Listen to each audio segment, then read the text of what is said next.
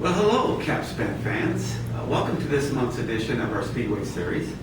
I'll be your host today. I'm John Zakalak, and I'm joined today by a very talented Capspan consultant, Beth Dellamino, formerly known as Smitherman. And our goal today is to talk to you about fire and safety equipment.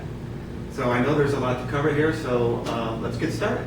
Okay, well, thank you so much for having me here. I really appreciate it. But before we get started, I really need to put on my fire safety thinking cap so I don't forget any of the cap rules. So you're looking like an official fire marshal right now, so let's get into it. So fire and safety costs. I know there are different categories of spend that go around that. So let's start out by kind of capturing the different types that are out there, and I think we'll dig into them in a little more detail. Okay, sure. There are three different categories we look at when reviewing fire safety costs, and that would include your fire safety equipment, your sprinkler systems, and your fire extinguishers.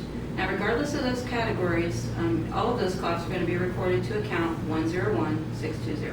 Okay, that's easy, right? One GL account, no problem with that. So let's dive in a little bit. Fire and safety equipment. I know there's different types of fire safety equipment, so I know there's some challenging rules around that. So walk us through a little bit how that works and how we look at it from a capital reuse standpoint. Okay, sure. Yeah, your fire safety equipment would include your items such as your pull stations, your fire panels, strobe lights, smoke and CO2 detectors, sprinkler heads, emergency lights and signs, things like that. The material cost per item has to be $250 or more to qualify as capital. Okay. Now, some examples of areas where we commonly see items miscoded for that would be your smoke and CO2 detectors. You can see an example here. If you're purchasing 10 of those for $25 each for a total cost of $250, that still cannot be capitalized because it doesn't have the per item cost of $250. Second example would be like your emergency lights and signs. You might think that's a light, right? It can be an interior or exterior light. However, it does fall under the fire and safety equipment. It has to meet the per item cost of $250. Okay, makes sense. Yeah. Finally would be fire inspections. I'm sure you've all had those on your property. A lot of times we can replace a larger amount of items based on that. But even though it's a large amount of items, you still have to look at them on a per item basis. So we had a property last year that had $6,000 in costs that had to be done, but a lot of it was small stuff, wrenches, sprinkler heads, that type of thing.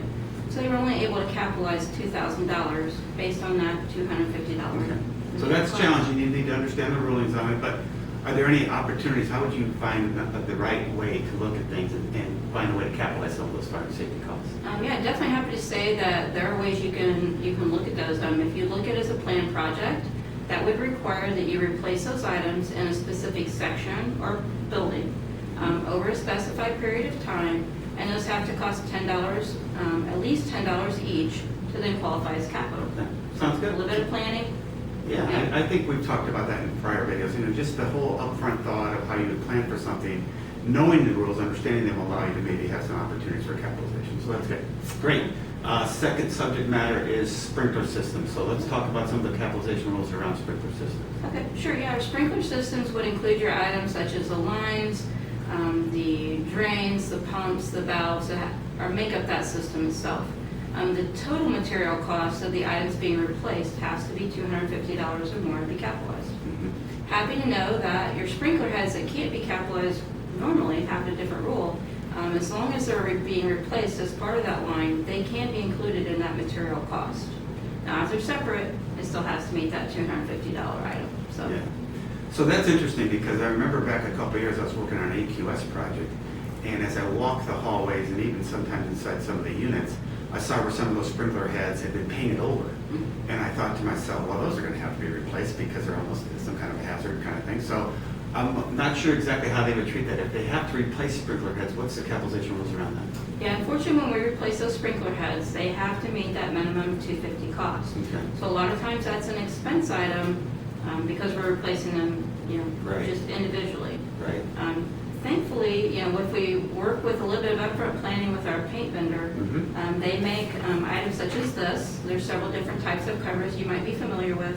Paint vendor can cover up the sprinkler head, and then when they paint, they don't get messed up, and we don't have to replace them as often. Okay, that's a good helpful tip. Yeah, thank you for kind of bringing that to the table. Okay, so that's two of them. The third one now we want to talk about is fire extinguishers, right? We've got a prop here for you on the fire extinguisher, so let's go through some of the rules, because I would think off the top of my head that, generally speaking, I would think they're all going to be capitalized. Is that correct, or what's the rules around that? And that is correct. Fire extinguishers can be recorded as capital regardless of the cost. So important to remember when you're purchasing those to record those as capital. Now, it's also important to know that if you're recharging or testing fire extinguishers, that is an expense item. So when you're making that determination, do I want to purchase or recharge, know that distinction so you can better make that decision. Okay, great. Well, listen, I think we got it covered. Those are the three categories we want to make sure we went into some detail on. You have maybe a screenshot you can take of this, so you can have that with you to kind of walk around and have that reference point for you. But really appreciate your time today, Beth, Sure. and your hat is fantastic. So thank you for sharing with us the rules around capitalization of fire and safety equipment. If you have any questions about this, right, as we've said before, or if you have any capitalization questions, we're as close as email via star capitalization. Just send us a note, and the EDCap team will be ready to respond and get you on your way. Next month, please tune in, because we're going to talk about a really critical subject for us. A lot of dollars tied to capitalized payroll. Such a big, important topic. I want to make sure you guys all understand exactly how we calculate that, what that means, and what it means to you, so you can keep your eye on that. So stay tuned for that. Have a great rest of your day, and thanks for listening today.